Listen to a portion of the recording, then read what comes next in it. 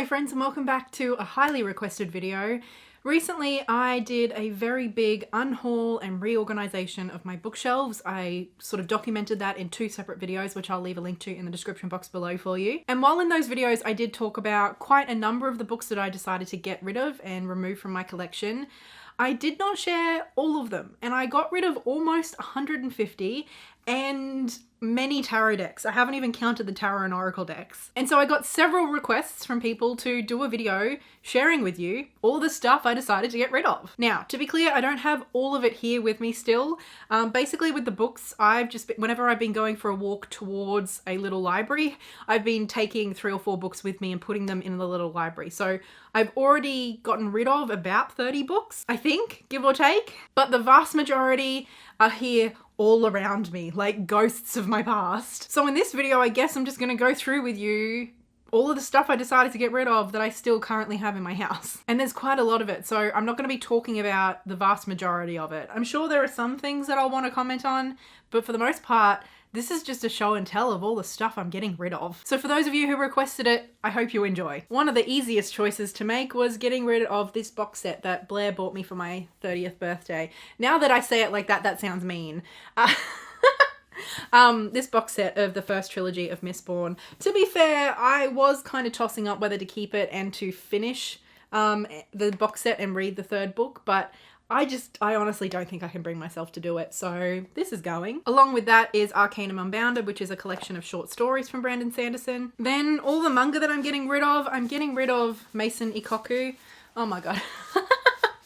I have 5 volumes of this at the moment, and they are just beautiful. The covers are stunning. And I was really struggling with this series. It is a reprint. It was originally published in the 80s.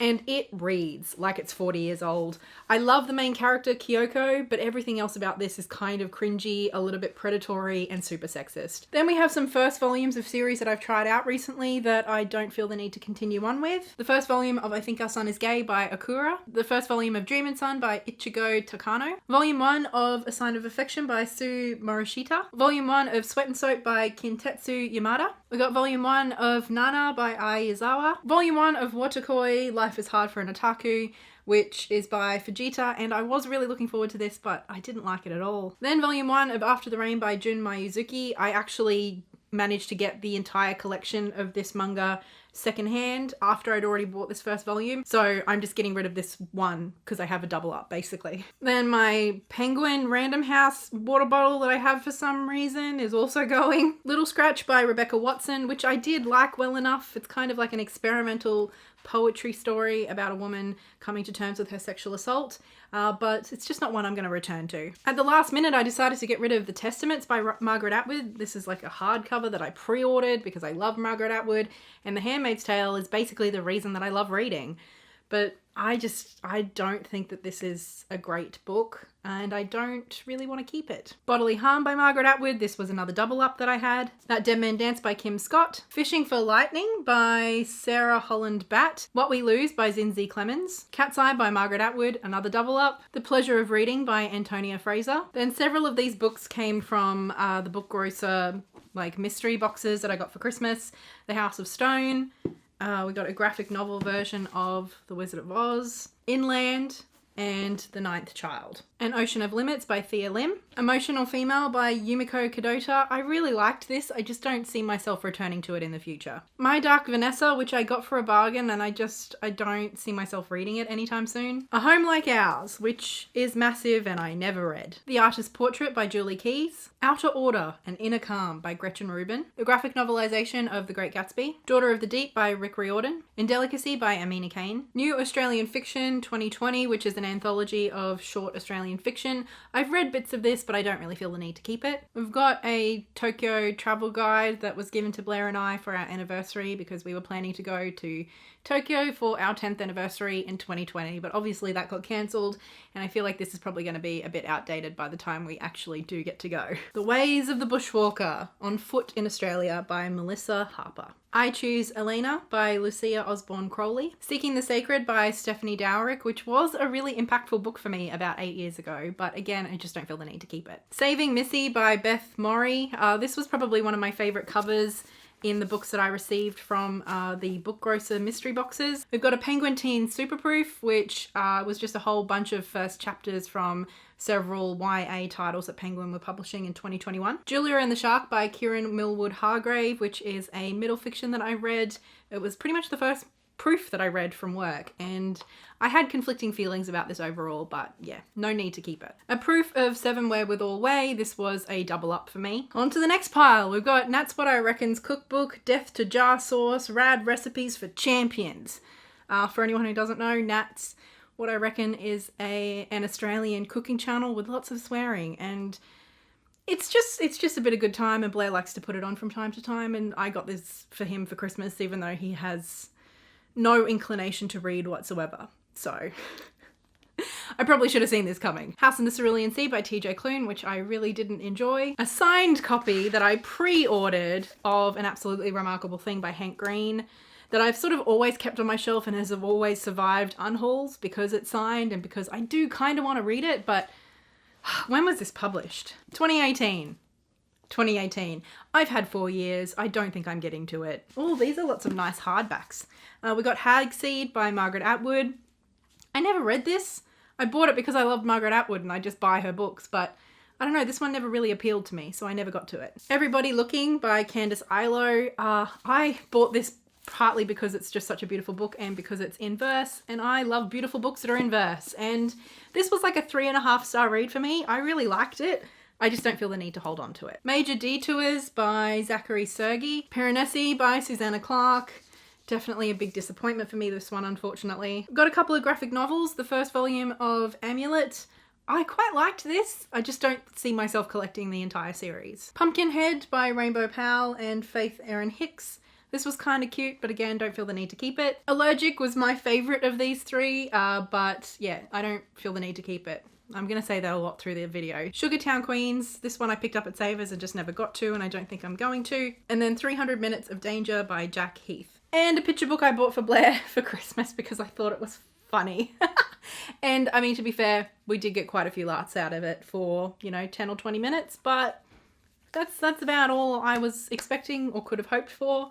And now it's time to move on. A couple of other picture books. We go way back. This one is kind of just trying to explain the beginnings of life and what life is and where it came from to children. And it's quite clever and quite effective. Jimmy Reese's Bedtime Sorted. I don't know. It feels like every Australian comedian is putting out kids' picture books at the moment. And while there's nothing wrong with this, I don't know, it's nothing to write home about. How We Are Translated is a book I picked up at Savers, never got to. The Erratics is one that I'm kind of second guessing whether I should get rid of. I feel like this could be a really powerful book and I do want to read it. It just seems like it would be quite heavy and I don't know whether I'm up to it. Beauty by Bree Lee. Crime and Punishment.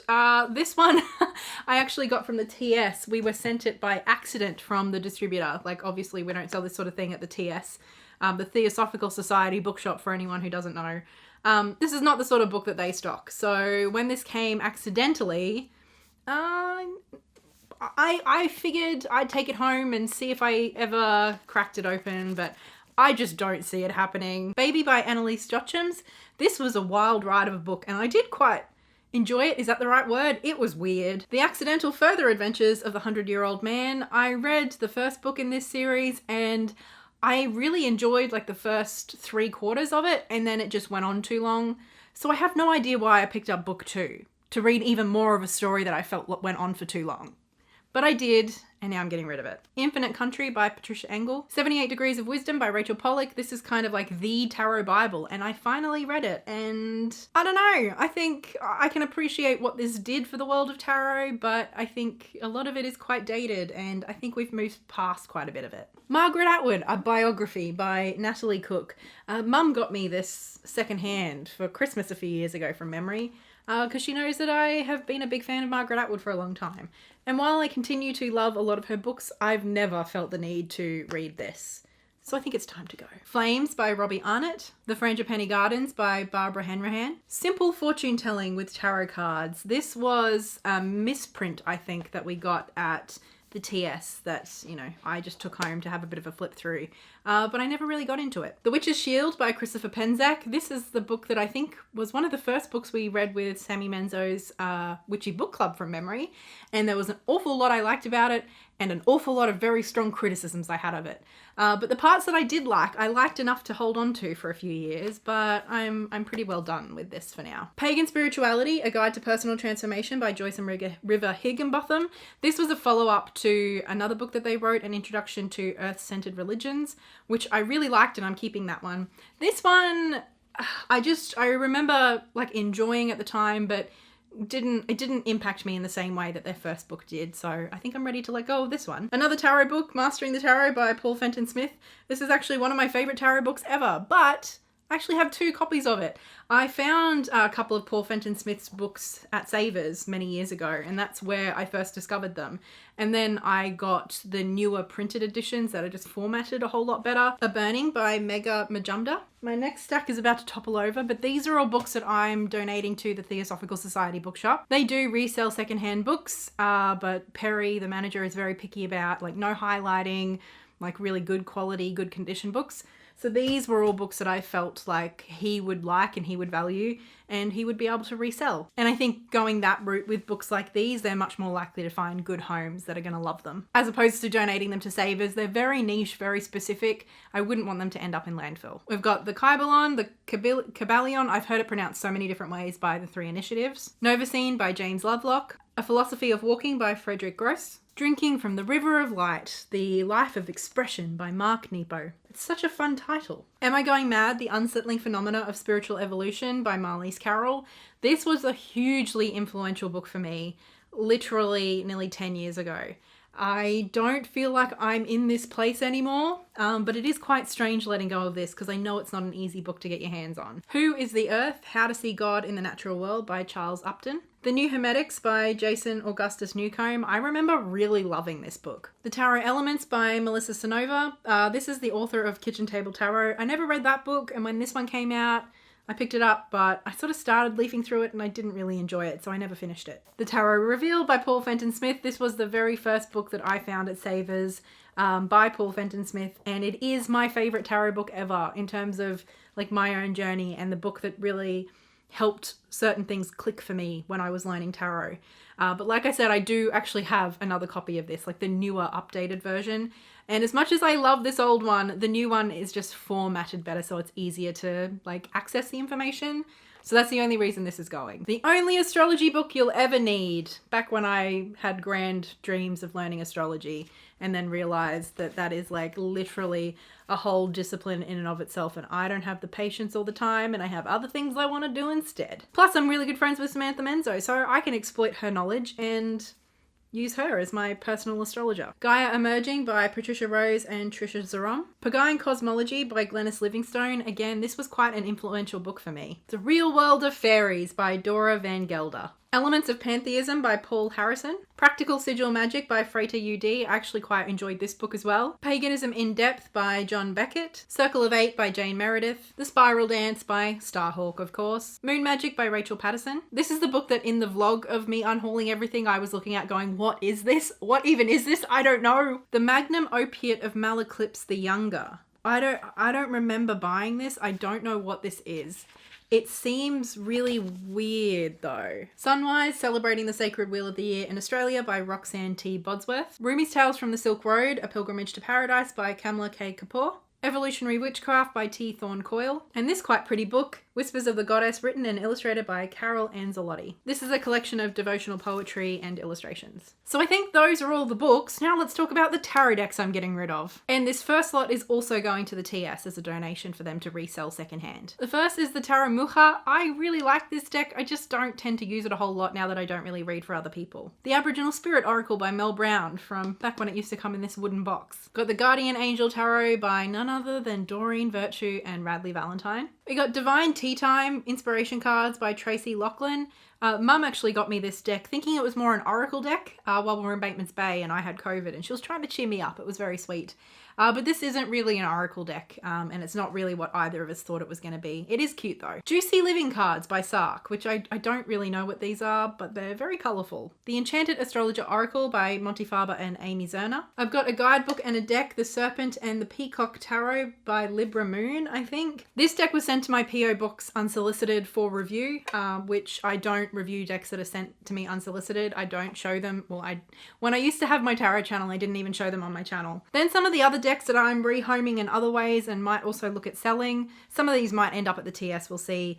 This is an oracle deck, an astrology oracle deck that I think I got off Gamecrafter. I think it's the Star Student Astrology deck. I don't know, it never came with a box or anything, it just came like this. This is the prototype of the Zix Arcana Tarot that I got for review. I was under the impression that I was getting a complete deck sent to me for review. I did not. I got this one which has several cards that were never completed. So it's not a deck that I can work with. And it's also not a deck that I want to keep. So this one's going as well. Then I'm finally parting ways with the Amethyst Oracle by Jessica Bott. I was kindly and very generously sent the Idiosyncratic Tarot by Tracy. Thank you so much. It's still one of my favorites. And I loved it so much that I ended up getting the companion oracle deck. And even though it's very similar in a lot of ways, the oracle deck didn't work for me in the same way that the tarot deck did. And I've sort of been holding on to it more because I love the tarot deck so much, but it's finally time to let this one go. I feel like this one's going to come as a bit of a surprise to anyone who followed me over on my other channel, and that's the Fountain Tarot. This was the independent release as well, and this is a beautiful deck. I feel like it was really quite special when it was released, and I have always really enjoyed reading with it. I just feel like these days I rarely pull it out. There are other decks that I go to instead, and especially now that I don't have my tarot channel, I just don't feel the need to have all these extra decks for those one-off occasions where I want to mention it in a video or just in case. The Gentle Tarot, this is one that I did do a tarot in practice episode with, and I don't think this should come as too much of a surprise. There's a lot I like about this deck, but in the end, there were just a few too many cards that didn't click for me. The Flowers of the Night Oracle by Sheryl and Darcy. This was the independently published edition. The Faunabelle Tarot, this one was sent to me for review. I really enjoyed playing around with it, but again, I just don't feel the need to keep it. I've got a copy of the Old Mythic Tarot and guidebook. I've also decided to get rid of this massive thing, the commemorative set of the Pamela Coleman Smith Centennial Weight Tarot. I have a different Rider-Waite-Smith tarot that is my preferred Rider-Waite-Smith edition. So that's everything that I'm getting rid of, but I did also want to share with you one other thing, and that is the handful of books that, while I was going through this process of sharing all of the books and decks that I decided to get rid of with you, the books that I changed my mind on at the last moment. That is always the risk. That is the risk of going through everything that you've already decided to get rid of again. But I've only decided to keep 5, which I feel like is pretty good. The first is The Essence of Shinto, Japan's Spiritual Heart by Yamakagi. I don't know, I just never got around to reading this one, and so I thought I'd just put it in, in the mix to get rid of, but I'm still curious. I still do want to read this at some point. I don't know if that'll actually happen. Who knows? Maybe this will go in the next cull.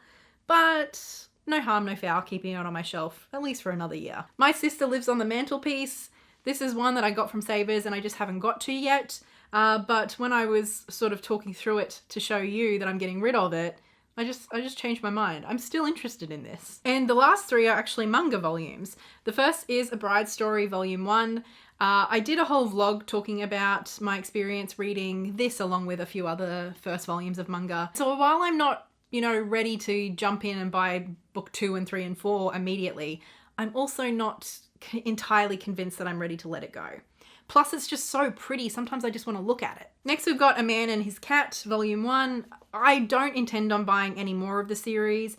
This is just so adorable. I feel like this is something that I will like to lend out. I've already lent it out twice. And then Volume 1 of Spy Family. Again, I don't think I'm going to continue reading the series. I think I'd much prefer to watch the anime of this now that that's out. But it also was just so fun that I don't know that I'm quite ready to get rid of this volume just yet. Okay, that was quite a job shifting around all of those books and trying to keep them relatively organized. Like I said, I have already been taking quite a few things to my local little libraries, and I love that every time I go back, everything that I left there the previous time has already been picked up by somebody. That makes me very happy. So I hope everybody who lives near me is enjoying all those books. And I hope you enjoyed this video. So thank you so much for watching, and a big thank you to my wonderful patrons over on Patreon for all of their support. And especially big thank you goes to Livia, Lynette Brown Laurie, and Ian Yitzhak for their very generous support. And I'll see you in the next video. Until then, happy reading and so much love. Bye!